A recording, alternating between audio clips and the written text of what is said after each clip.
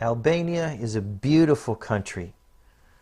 It contains some of the most wild and untouched coastline left in the entire Mediterranean area. There are modern cities. There's also beautiful countryside and mountains, and of course the oceans. The area is rich with history in a way that is hard for Americans to grasp. The Roman Empire was in Albania, and there they built the largest Colosseum outside of Italy. And according to some records, Titus, friend of Paul, met his death and went on to be with Jesus in this very Colosseum in Durrës, Albania. Along with him, they believe, were hundreds, possibly thousands of Christians martyred. Even before the Romans came the Greeks. About 600 years before the time of Jesus, there were Greek settlements in Albania. This is Apollonia, near the city of Fier in Albania. You find just a column laying stuck in the ground. They probably were excavating a restaurant or something, and they threw it aside and left it there. Just history lying around. After the Romans and Greeks came the Byzantine Empire, and they were there for quite a few hundred years. And after the Byzantines, this is a Byzantine monastery, after the Byzantines came the Islamic empires, and the very last Islamic empire to rule the area were the Ottoman Turks. The Ottoman Turks built this castle. And after the First World War, the Ottoman Empire was broken up and Albania gained their independence. American President Woodrow Wilson was very instrumental in that. And the Albanians still remember that it was America who stood up for their independence, who stopped them from being absorbed into Greece or some other place. Then during the Second World War, the Germans took over Albania, but Albania was the only German-occupied country that refused to give up any Jewish people to the Nazis, and here's a plaque commemorating that. Today, Albania is listed as 70% Muslim. Here's a mosque in the center of the picture with a yellow dome. But most Muslims in Albania don't take it particularly seriously. I was walking by this particular mosque on a Friday night, which is the Islamic holy day, during the call to prayer. There were hundreds of people around me. Nobody paid any attention to the call to prayer. And in fact, in 2 hours at the Washington, D.C. airport, we saw more people dressed up and following Muslim regulations than we did in 2 weeks in Albania. So they don't necessarily take it that seriously. This is a little video just of a typical street in a typical mid-sized city in Albania. This is the city of Fier, F-I-E-R. And you could just see, kind of what the apartments look like. You can see there's often a lot of people out and about on the street. This is actually nothing compared to what happens after dark when more and more people come out. But at any given time, there are a lot of people out on the streets in the cities. We don't know exactly what they're doing, but they're out and about. And even more so, as I say, after dark, it gets really crowded on some of those city streets.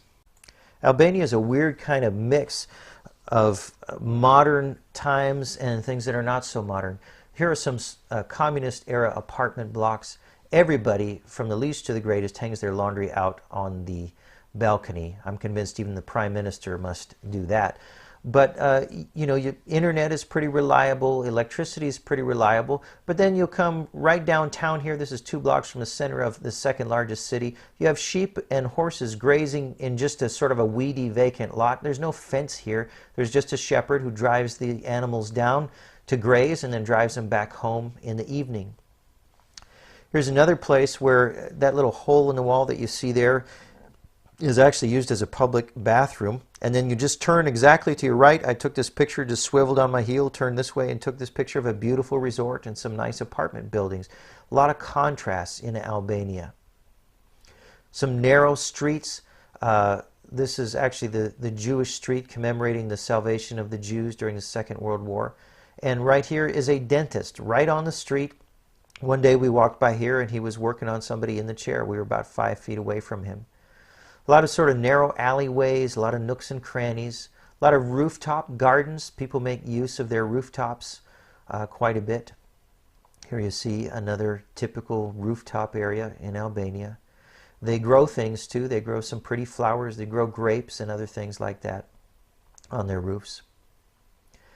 There are a few typical grocery stores, but it's more typical to get your groceries from a place like this, a little sidewalk stand with fruits and vegetables and a few little necessaries in a shop front inside there. This here is kind of I'm capturing what it's like to sort of go to the mall in Albania. They do have a few modern malls, but every town has at least one of these, depending on how big. They may have several of these kind of street markets where you can buy anything. I bought a pair of Ray-Bans here for $5. Who knows if they're real Ray-Bans, but they were $5, so hey, and I needed a pair of sunglasses. Shoes, whatever you can think of, you can find in these types of street markets.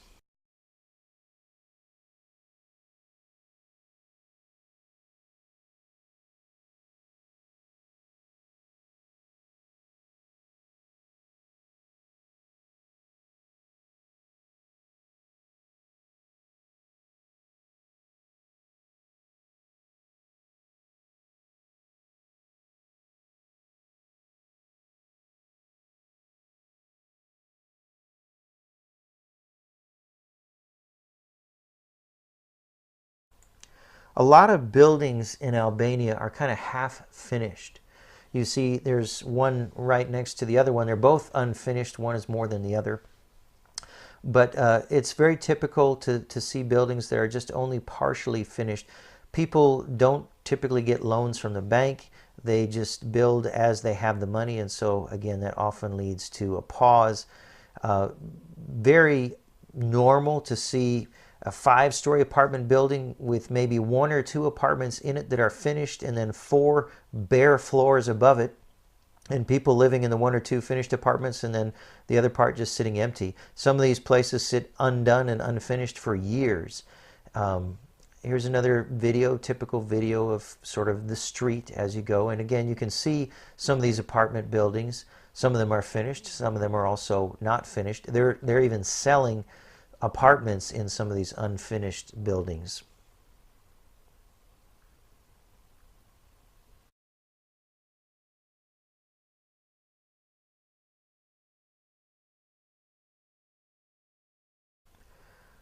We went to Albania to talk about church planting, and specifically to talk about planting cell churches, house churches, networks of house churches. One of the challenges that they have in Albania, here are some shots of our first conference with some Albanian pastors and church leaders.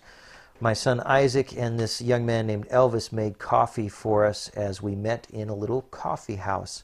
But one of the big challenges in Albania is that it's the poorest country in Europe, and the way they've been starting churches has been to rent a building and get everybody together on a Sunday morning in a building.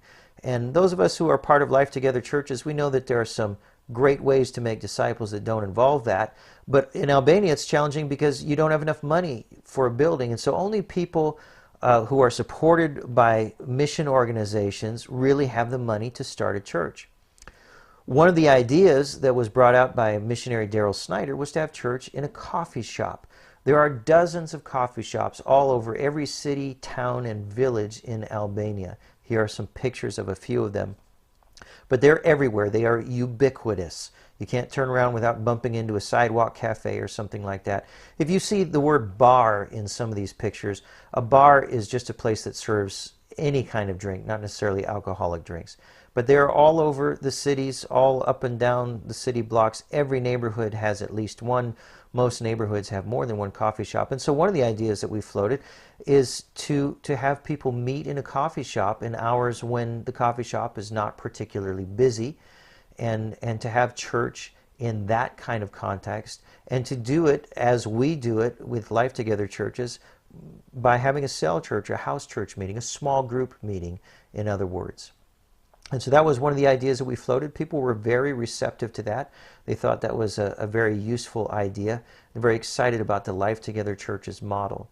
So after we met with some people in the capital city, I spent a couple of days with some missionaries in the city of Vlora. These were the missionaries that invited us to be in Albania in the first place. And then we drove down to the island of Corfu in Greece. And there we met with missionaries primarily, although there were some Albanian pastors there as well. We went to a conference called the Albania Encouragement Project.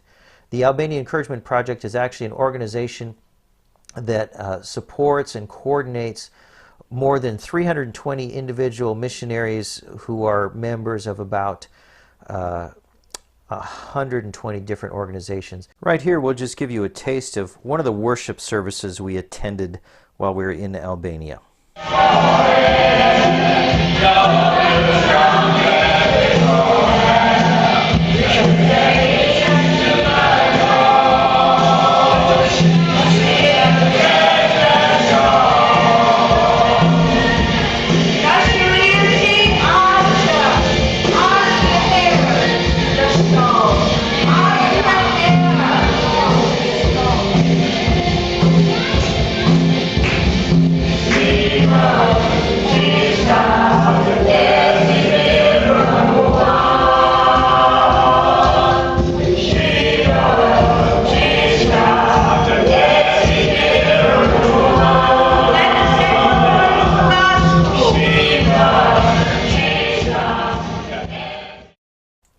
After spending a couple of days with Daryl and Debbie Snyder, we traveled south through Albania to the Greek island of Corfu, where we attended a missions conference put on by the Albania Encouragement Project.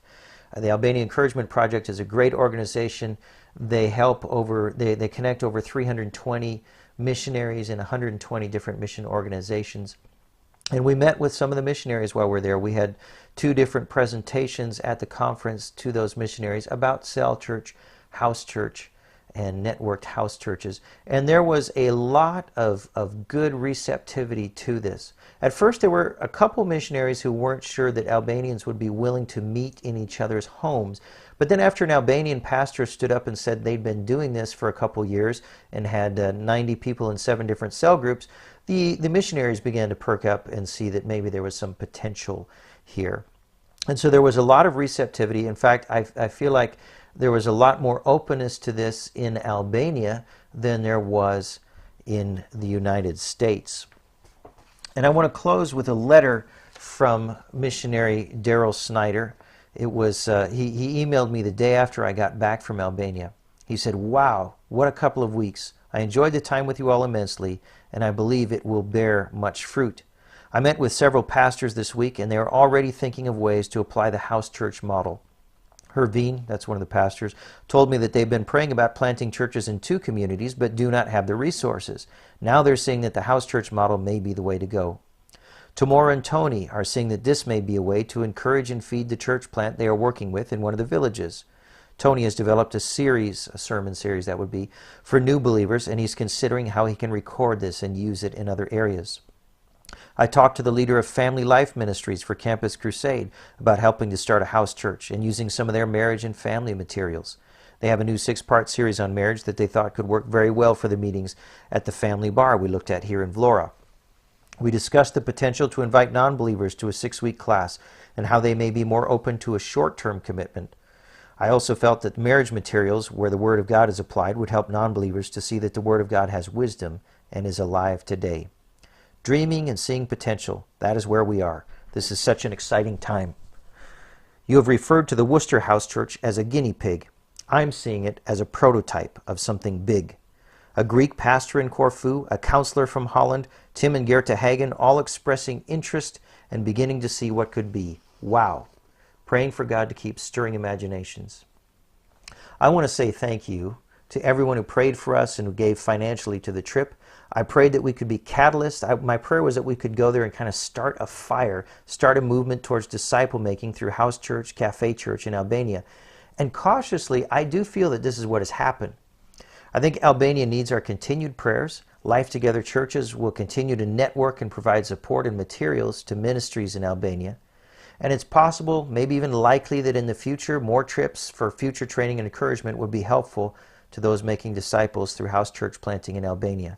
But thank you to Jesus for all that He did for us and all that He began in Albania through us. And thank you all for your participation, for your prayers, for your giving. The Lord bless you all.